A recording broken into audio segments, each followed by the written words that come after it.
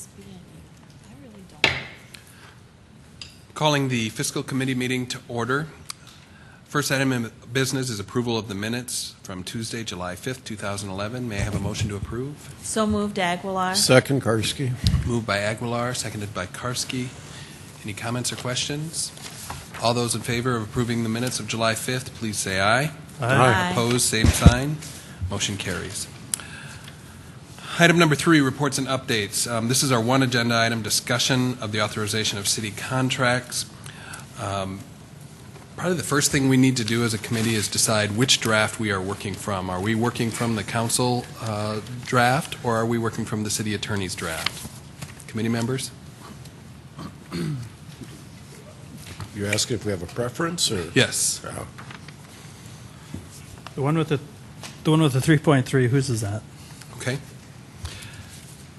Then the next question probably is, the question has always been about, the issue's been about the dollar level of approval of city contracts. We have a range from $20,000 to $250,000. What are the wishes of the committee? Councilor Karski. I guess for simplicity, and I apologize, I know I'm fairly new to this committee, but for simplicity, I would encourage us to consider using the state bid limit just so that there's always the same number from there to us, and we don't have to worry about changing our ordinance every time in case that should ever be exceeded. So you'd propose just using the words state bid limits instead of setting a specific dollar amount then? Correct. Okay. Deborah, does that work? Well, and if I may, there are some contracts that aren't subject to state bid law limits. Those goods and services that aren't bid, professional services. There was a list that we saw in Pier on Thursday, and so the reason why we chose and the 3.3 has the threshold of the 25,000 rather than the original 20,000 to kind of go in line with those bid limits. So those thresholds are all up to 25,000 in that latest version. But that's the only issue. Is if you do that, things I think other contracts that are not bound by those bid limits would not apply in any way. You wouldn't be able to have any oversight on those.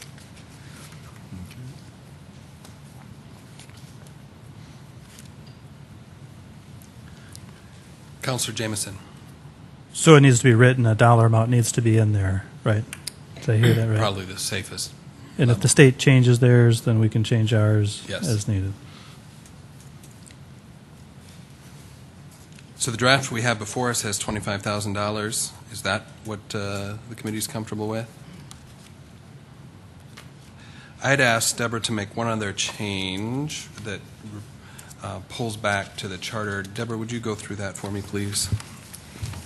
Thank you. Yes, Council Chair Brown. It is not a substantive change of the ordinance. Council Member Brown had asked that we would include the provision in city charter which says that the procedures for administering the budget shall be subject to council approval. We added by resolution, and it's just that, but it's 34, 1.5.2, where it used to say subject to the council approval. It had the mayor shall develop, promulgate, and update a manual or manuals containing procedures for administering the budget, including but not limited to the following: budgeting, purchasing, and accounting. And Council Member Brown wanted to cite the city charter section that talked about that the council needs to adopt those the procedures for administering the budget. So hence the wording change, but it doesn't change any substantive change of the intent of council. Are there other changes to the proposal that the committee would like to discuss? Are there comments from the audience?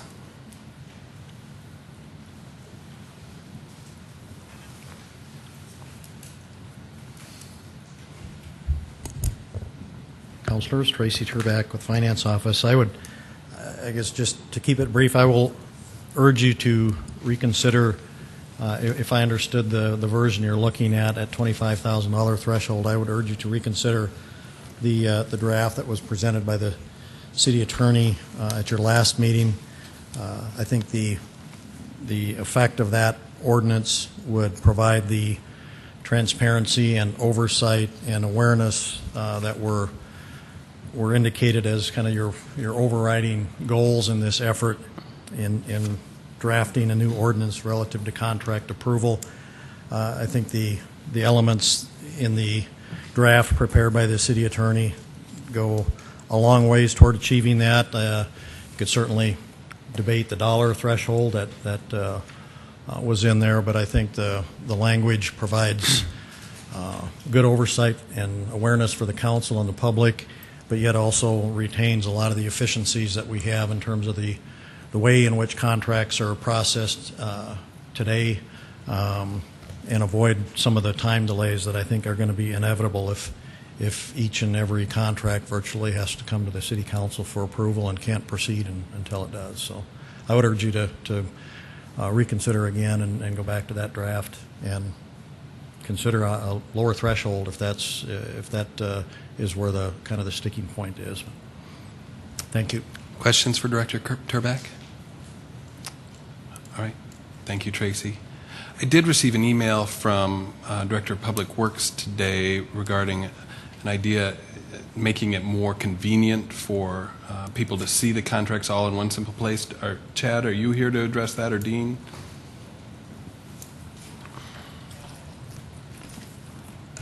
Dean Borkart, Office of Public Works. Not specifically along those items, Councilor or Chair Brown, but basically, I guess, to answer your question, I'm not privy or did not see the email that he did send you. So he is not able to be here, but Chad and I are both here to speak along the lines of what has been presented and how it will affect Public Works, if that's all right. Absolutely.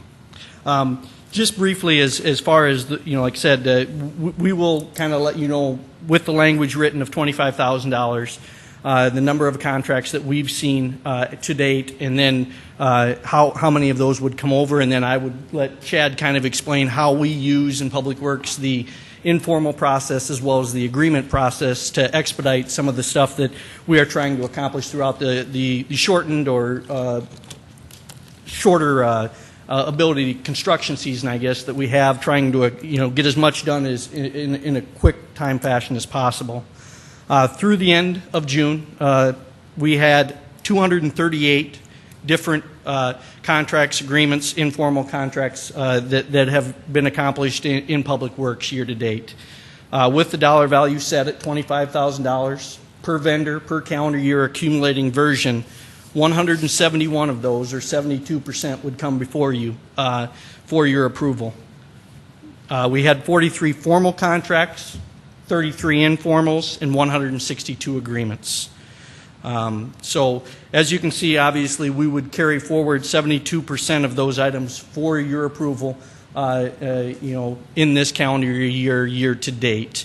The per calendar year effect of that, the accumulating factor, we have 43 different agreements that do not meet the $25,000 bid limit that you would see based on that accumulating factor. They would vary 8 informal agreements, or 8 informal contracts, and 35 agreements, varying from $1,300 to $24,100, all below the $25,000 limit, but you would see those based on the accumulating factor at this point.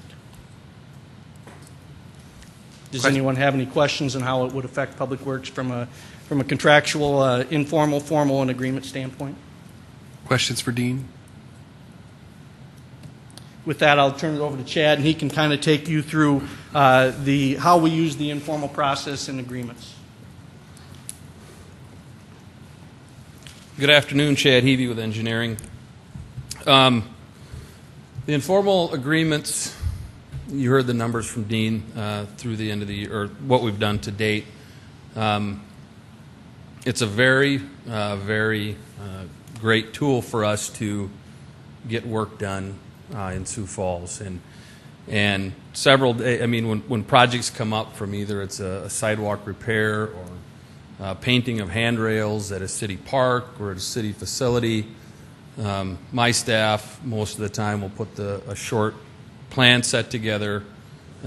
We will then send it to a minimum of 3 contractors. We'll give them, depending on how complicated it is, it could be 3 or 4 days, it could be a week to get their bid back to us. We then review it, and if the prices, everything looks in order, we feel it's a good price, we select the low bidder and we start the work. And the beauty of that is that we can get those bids on a Wednesday, and they can be working on a Monday. And like I said, that is what that really is a great tool for us to get work started and completed in a very short time frame. Secondly, I will, myself and staff, we do often get criticized by contractors that, you guys are way too slow. Why can't you do things as professionally as the DOT, when historically it's always kind of been the other way around. And so in that aspect, I think we're going to be opened up to some more criticism from the contractors on how quick we can turn things around. Finally, the per vendor per year. We can have one contractor go through the formal bid process for a $500,000 project, for the $500,000 project. But then, let me back up. I wanted to rephrase that. We could do an informal contract with somebody for $20,000, and then 2 weeks later we could do another one for $10,000. So you would not see the first one for 15 or 20, but now because of the per vendor per year of 25,000, then you would see the following agreement, that was maybe half the price. And so I guess I don't quite understand the thought process behind that. And finally, and maybe Scott will mention this, it's my understanding that the informal limit is 50,000 and not 25, and I could be incorrect, but maybe Scott will address that when he speaks. Next, Scott. Scott Rust with the Office of Finance. Looking back at this 3.3, I need to echo what Dean and Chad have said about the per vendor per calendar year. That only compounds things. For example, if we do have small contracts, you're going to be approving contracts as small as $1,500 to $5,000. That's what you could possibly see when we compound that with the per vendor per calendar year. You do understand this is on the consent agenda with Right. one vote, with Right. many other issues. Right, but we also have to go through that approval process, where, for example, in my day-to-day activities, I'm asked to, obviously rent equipment and prepare rental contracts for this type of equipment. Sometimes this equipment is needed in a short amount of time, where we have the flexibility currently to go ahead and send out the request for quote and get those quotes back in, and then we're able to get that equipment to those departments a lot more efficiently than we would to go through this current process. I'd like to touch on what Chad had to say. $50,000 is the bid limit for construction, and so they can informally go out for bids for small construction projects up to $50,000. So $25,000 is just the threshold set for supplies, materials, and equipment by state law. If we go to the version, the draft ordinance that Attorney Fifley proposed at our last meeting, I think this is a very good draft legislation, in my opinion. I think there again, I want to echo what Director Turbach said. I think we need to find the common ground on what the dollar threshold should be. It really provides efficiency for the administration, and it continues to provide even greater visibility of all the contracts that are out there. We can provide that information to you ahead of time for all of the bid type contracts. And one thing to point out about the bid contracts, whether you're approving them or not, state law says we award that contract to the lowest bidder meeting the specifications. So really, what are we changing? I mean, we're actually awarding it to what state law says that we're awarding to is the low bidder. So really, we're adding an extra step there that I'm not sure is actually really necessary. So I like this draft legislation, and the reason I do is because of the efficiency that it creates. And it provides the oversight that you guys are looking for and the goals of what you guys are looking for here. So I believe we just need to find that common ground, I think, on what the dollar threshold really should be. In my opinion, I thought it was well written, and it really provided, like I said, a lot of visibility for the public. Councilor Karski. We heard the numbers on how many contracts were at 25,000. How many are at $250,000? At $250,000, I had it pegged at right around, and this is just a half-year number. Now, this is only 6 months worth of data, 36 at 6 months. Now, so take that times 2, roughly about 70 contracts.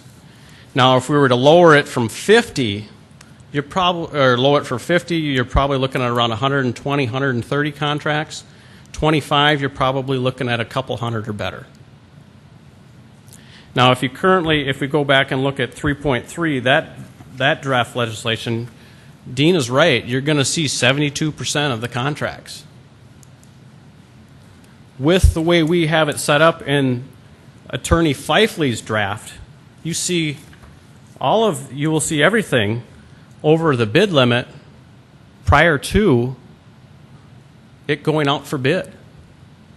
So really, you have more visibility with his draft than we do with this other draft.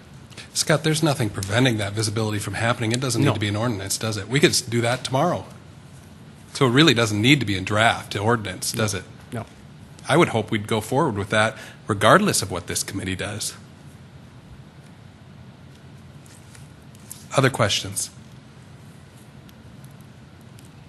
Thank you, Scott. You bet. Thank you. Other members from the audience?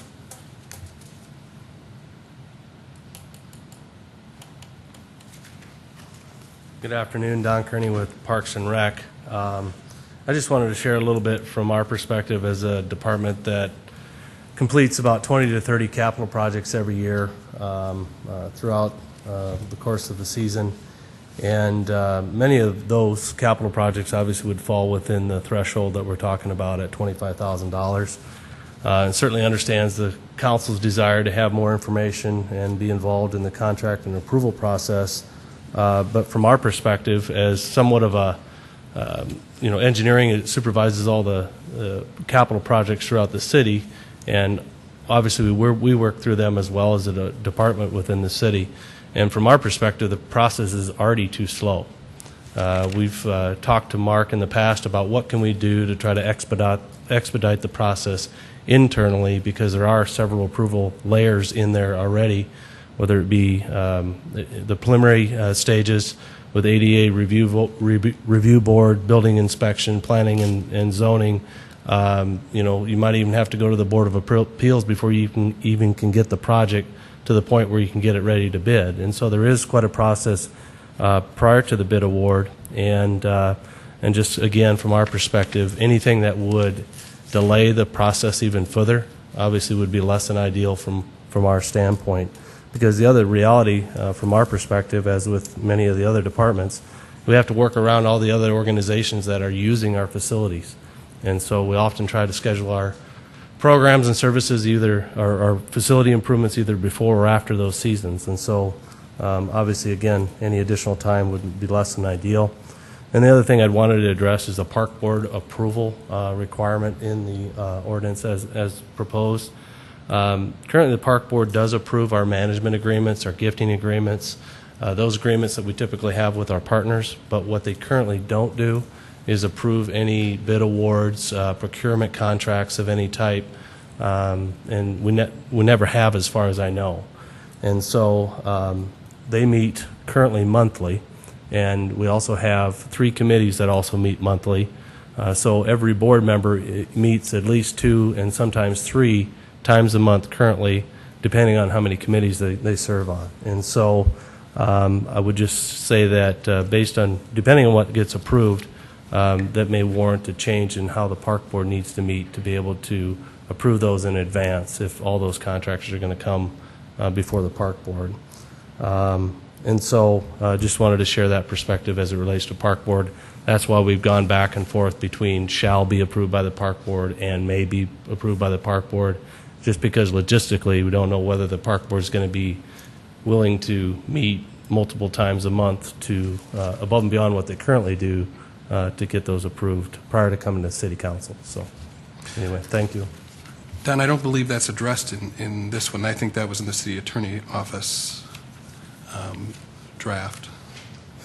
Deborah, is that correct? Well, I can say that that's the one section on 3.3 or 3AB that is in black with no underline, because that's what the ordinance states now. So we didn't do any changes to that, but just left that approval process as it is now and currently in law.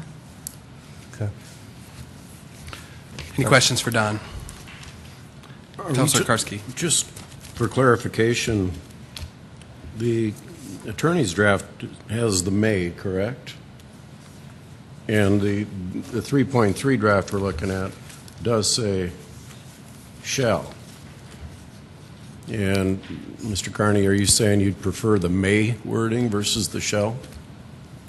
Well, quite frankly, I've really not had a chance to talk to the park board about it because I don't really know what draft we're working from, and really haven't sat down and reviewed this with them to find out what their appetite is for being able to approve what level of contracts and how often they're willing to meet. And so I do have a concern about if it's shall, whether we're going to be able to get this through the park board if that's one of the requirements. Except that you should be doing that today, according to city law. I'm saying past practice, we've not done it. Other questions for Don? Other members of the audience?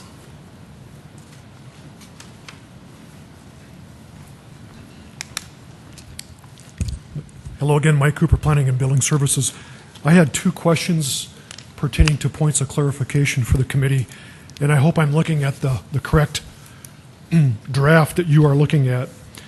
But in my version, there's a revised section 2 that talks about contracts involving public facilities.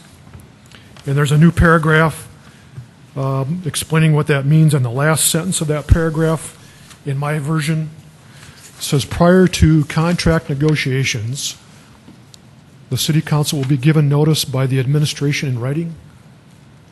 That's the one. Is that consistent with the one you're looking at? Yes, that's Okay. correct. And I just had a question about, is it the intent of the council by adopting this that in the future, for a major facility contract where we would typically go through drafting a request for proposal, putting together a selection committee and going through a selection process, and then based on that selection, entering into negotiations of a contract, what level of participation is the council anticipating that they would have? That's more of a question Sure. of clarification for you.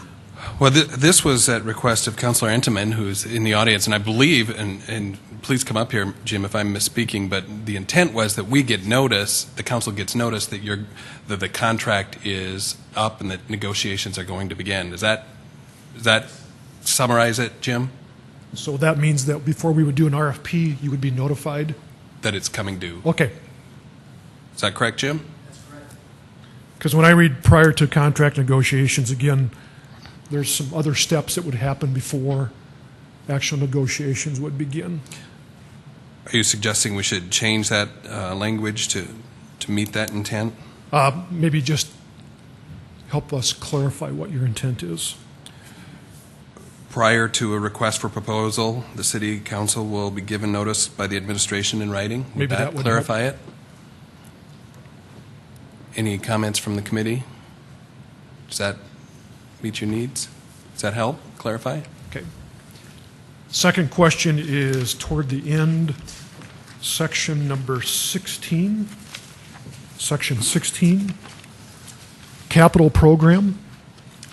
And Hold on. item number 2, I think we're working off the city attorney's draft. okay. That's why I wanted to make sure, as they say, we're talking the same page.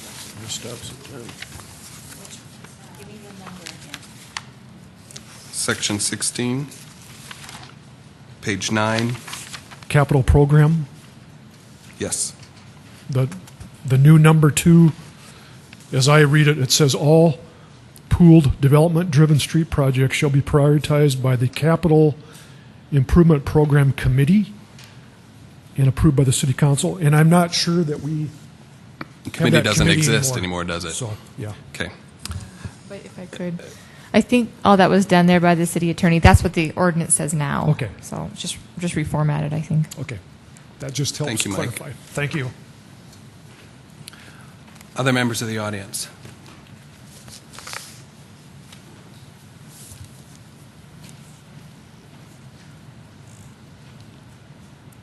Kenny Anderson Jr., Sioux Falls.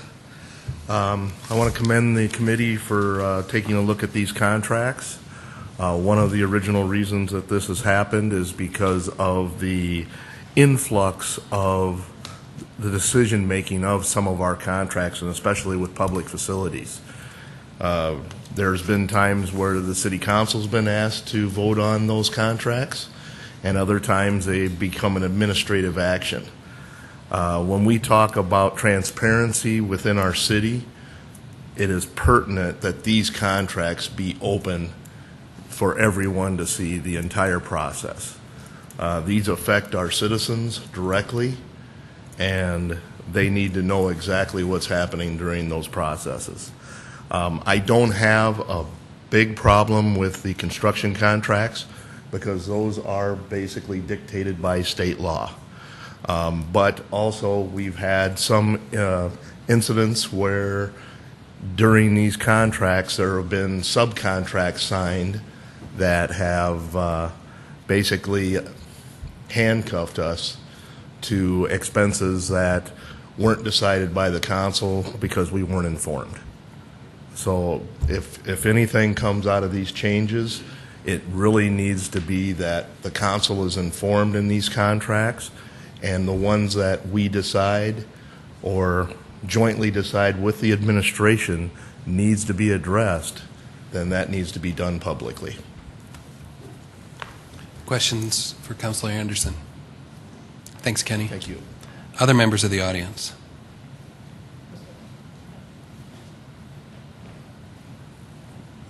Am I allowed to speak again? Sure. Or, Let's keep it brief, though, because we have to end here at okay. Just real briefly, I'm going to pick the May of this year, where there was 5 Mondays in the month. And this addresses time. If we opened a bid on Thursday, May 12th, and we did not meet the Monday deadline to have an item on the agenda for the 16th, which could happen because there is oftentimes we open bids on a Thursday. We may have questions on the bid form. We have to maybe check references, so on and so forth. You will not be voting on that item if we don't make like the 16th until June 6th. In my mind, that's a considerable amount of time. We could potentially lose 2 weeks worth of construction. Second of all, if it's a resolution, how is the 20 days addressed? Is that 20-day window from the day you approve it until it becomes final? Is that, Deborah? Well, a couple of things there. I'm not sure that that kind of a contract, I mean, it gets probably debatable, but that's even referable to a public vote. You know, for instance, when the council makes some actions of the governing body, and those are deemed administrative by state law. The council does some things that are considered legislative by state law. Those legislative acts of the governing body are referable to a vote. Those that are not aren't.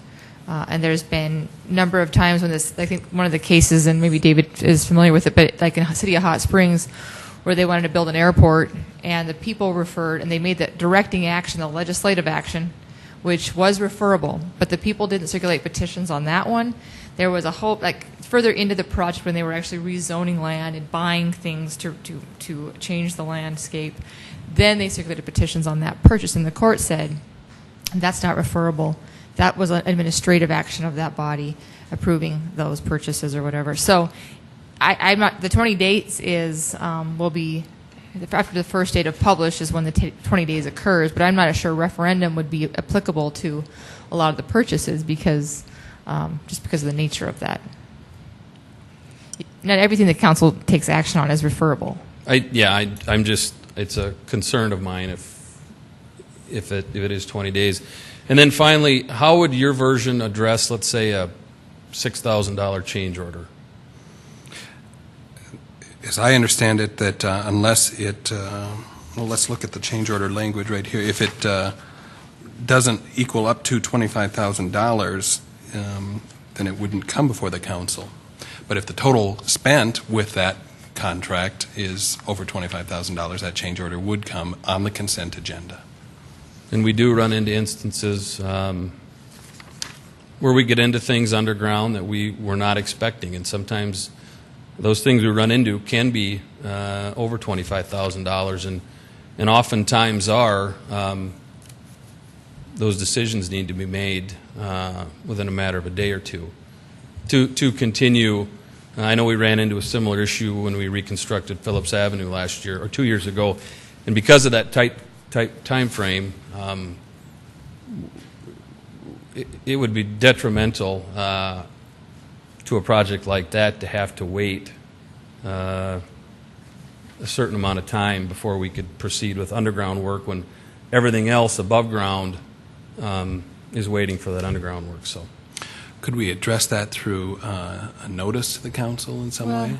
And I think we try to do that with the emergency provision, in particular with your position, that when you want to declare something as an emergency, we need to respond to this right away, that we put that in one of the exceptions to the approval process, that the city engineer can do that. You just need to send a note of notice down the road, the basis for it. But that was part of the thought, was that you could act immediately upon urgent need. all right, thank you. Any other comments?